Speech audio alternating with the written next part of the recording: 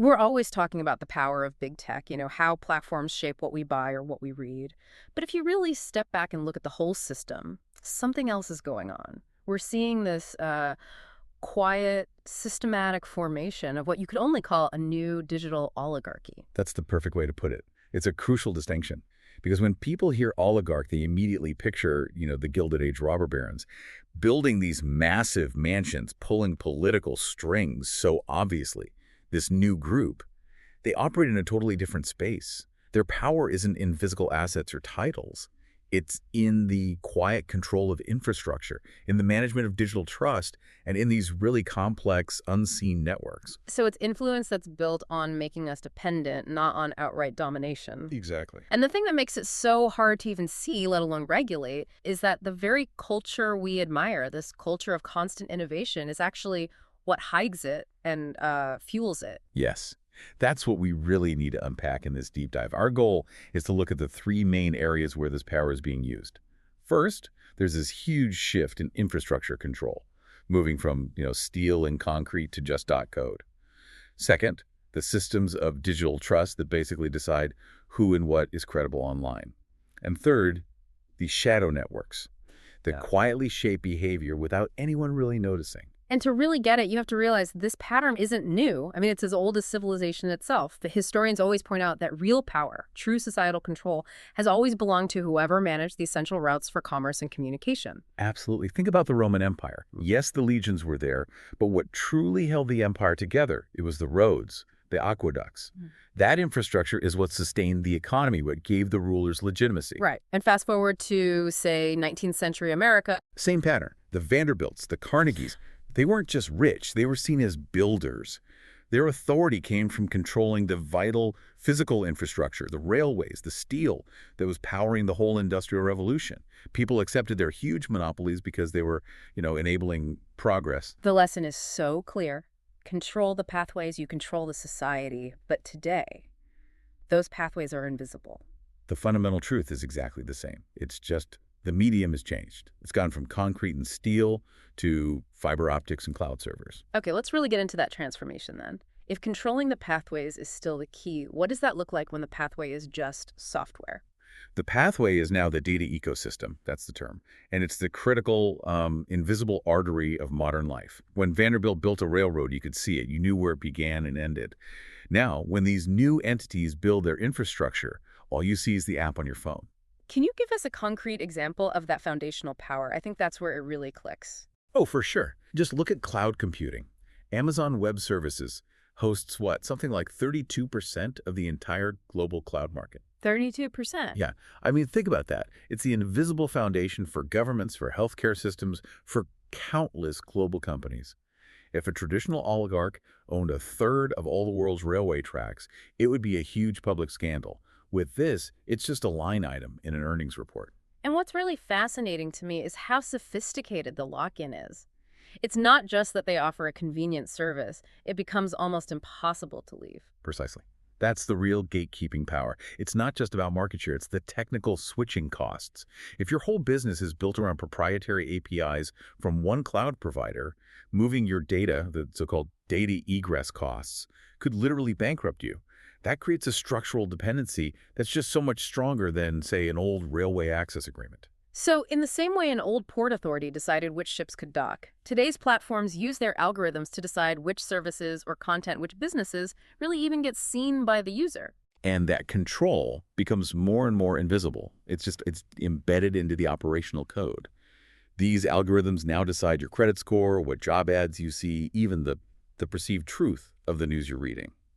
That's a level of influence that rivals, if not completely surpasses, the old industrial monopolies because it's constant and there's almost no public debate about it. So if that invisible infrastructure is the body, then maintaining digital trust, that's the oxygen that keeps the whole thing alive. I mean, how do they keep our trust when the systems are so opaque and we're all worried about data security? It's a very subtle game.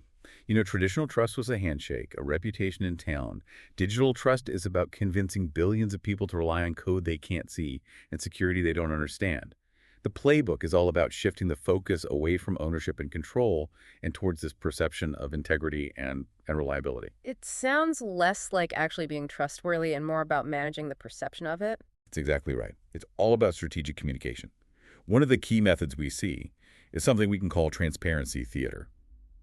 Platforms know they have to respond to regulatory pressure, so they'll publish these huge, exhaustive privacy policies or data usage reports. And the theater part means it looks open, but doesn't actually reveal anything important? Precisely. You create the impression of accountability. You release a 200-page document full of legal jargon that technically satisfies the disclosure requirement, but is basically unreadable for the public, and even for most regulators. It's a performance of good faith that actually maintains total secrecy. You also mentioned something called reputation laundering. How does that play out? That's all about strategic association. Yeah. So a huge digital platform partners with a very respected university, or maybe a nonprofit, that works on democratic principles.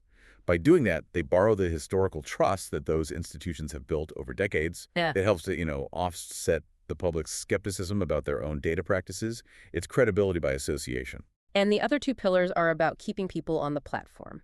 Network effects and algorithmic consistency. Correct. The network effect is simple. The platform is essential because everyone you know is already there. The sheer pain of losing all those connections and that data, it just outweighs any concerns you might have about privacy. And algorithmic consistency just means it works reliably. You search, you get a result, you post, it gets shared. That builds a habit. You stop questioning the system when the utility is so seamless. So putting it all together, they position themselves as these neutral providers, these stewards of an essential service, all while they're actually maintaining total control over the flow of information and subtly guiding what's seen as acceptable behavior inside their walls. And that kind of functional control, without any overt governing, leads us straight into the deepest layer, the shadow networks. This is where the truly hidden mechanisms are. Okay, so let's define that. When we say shadow networks, we're talking about systems that operate completely under the radar. They coordinate strategy and shape outcomes without any public announcement. And we need to be clear about how they're structured. It's not one big conspiracy. It's about connections. It happens through three main channels. First, investment portfolios. And I don't just mean owning some stock, I mean interconnected strategic investments. You'll see the same powerful investment firms holding controlling stakes in what look like competing companies. So they don't even have to merge. They just need a common, powerful shareholder or a few board members in common who can push for aligned strategies. Exactly. That common interest ensures they collaborate on the big things, like lobbying against certain regulations or adopting a new industry standard that benefits them all. The second channel is advisory boards. These are stacked with retired politicians, former regulators, influential academics. Their advice guides policies that ripple through the whole industry, often setting the agenda long before government regulators even start thinking about it. And then there's the really technical, opaque part, the data sharing agreements. This is where so much of the hidden dependency is created. A smaller company, maybe a fintech startup, might use a major cloud platform's identity verification service. It seems like a simple, efficient partnership. But the agreement gives the bigger platform deep, granular insight into the startup's operations. It creates a functional dependency, not a legal one. The flow of data becomes the flow of control. This is where it gets really interesting if you're watching this play out in real time. Can you give us an example of how you'd see this indirect influence in the wild? Look for moments of industry-wide coordination that don't have an obvious public cause. For instance, when you see 2, 3, maybe even 4 major and supposedly competing platforms all tweak their content algorithms in the same week. And they often use very similar language, talking about public safety or fighting misinformation. Right. And you might think that's just them competing, but you're saying it could point to a coordinated effort behind the scenes to manage public conversation. It suggests a strategic alignment, absolutely. It's either driven by a shared legal defense strategy cooked up in those shadow advisory boards, or it's a result of the technical dependencies we just talked about. You also see it when certain narratives, whether they're social or political, just suddenly gain massive widespread traction everywhere at once, while other views seem to disappear. It's not always overt censorship. It's a much more subtle manipulation of what's made visible. The real power, then, is in the opacity. It comes from the structure of the systems they control, the invisible code, the cloud protocols. They can exert influence without ever issuing a public order. They thrive because their decisions get absorbed into the system's routine operations. The public rarely questions the infrastructure itself. They only question the final output. By controlling the infrastructure, they control both the inputs and the outputs, and in doing so, they fundamentally shape reality without ever needing to step into the spotlight. Okay, let's shift to the cultural side of this. You said earlier that our celebration of innovation culture actually serves as a shield for this new oligarchy. How does that work? How does constant change help them maintain control? Innovation is the key difference between the digital oligarchs and the old industrial barons. The industrial monopolies, they resisted change. These new oligarchs thrive on it. And the reason is simple. Continuous renewal strengthens reliance. How does it do that? Well, take the platform ecosystem model. They encourage these huge developer communities. They offer open APIs. They fund startups. On the surface, that looks like the democratization of technology, right? But strategically, it ensures that thousands of independent creators build their entire products on top of their proprietary infrastructure. So the community does the innovating, but every new innovation just reinforces the control of the original platform owner. The better the apps get, the deeper the lock-in for the core platform. Precisely. The act of external innovation becomes a powerful mechanism of control. It dramatically increases the network effects. And then if the main platform decides to pivot, all of those independent businesses have to pivot right along with them. It just reinforces that centralized power.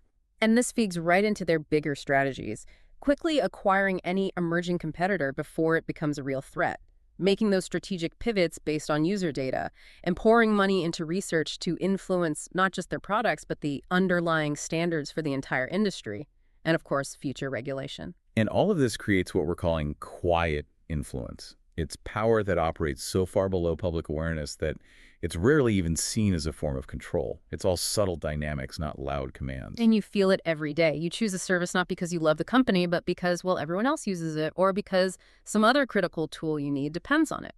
That is the ultimate expression of quiet influence. They didn't force you. They just made themselves necessary through this slow, accumulated dependency. And that necessity is now being framed as infrastructural stewardship. That's the most sophisticated play. They aren't just selling a product anymore. They are positioning themselves as the caretakers of essential global systems payment networks, cloud services, communication itself. And if you're the caretaker, then any attempt to regulate you is framed as an attack on an essential public utility. That's the genius of it, from a regulatory perspective. Power is accumulated through utility, not through domination. When your dependency feels like convenience, like the lights just coming on when you flip a switch, it becomes socially and politically acceptable. They are necessary, and therefore they are seen as legitimate. So this whole deep dive really shows that this new oligarchy is operating through subtlety, through dependency. The tools they use, infrastructure, trust systems, shadow networks, are just fundamentally different from what our traditional regulations were ever designed to handle. The implications for society are, well, they're profound. And we have to start asking the right questions. Can governments even develop frameworks to address this kind of invisible controlled things like proprietary APIs or data egress costs without completely killing innovation? That's the real challenge of regulatory adaptation. And tied directly to that is the question of democratic participation. I mean, when the essential roads for public debate and for commerce are privately owned, how do we, as citizens, keep any meaningful agency? Our access to everything is now mediated by systems that are completely outside of public governance. And finally, we have to urgently redefine transparency. What kind of disclosure standards should apply to an entity that manages the critical data infrastructure that our entire economy, even our national defense, relies on? The current model of transparency theater is obviously not enough. These structures aren't coming. They're already here. They're powerful. So the focus has to shift away from trying to prevent them from forming. That ship has sailed. The focus now has to be on deeply understanding how they work so we can build accountability structures to ensure that this incredible concentration of digital power doesn't permanently undermine the public interest. And that dialogue, the one that connects technology, policy, and public awareness, that is the most important infrastructure project we face today.